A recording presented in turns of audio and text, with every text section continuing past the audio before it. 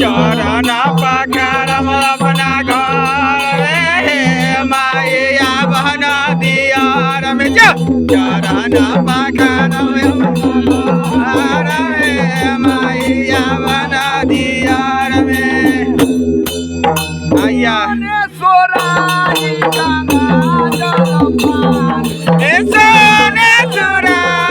गंगा जल पानी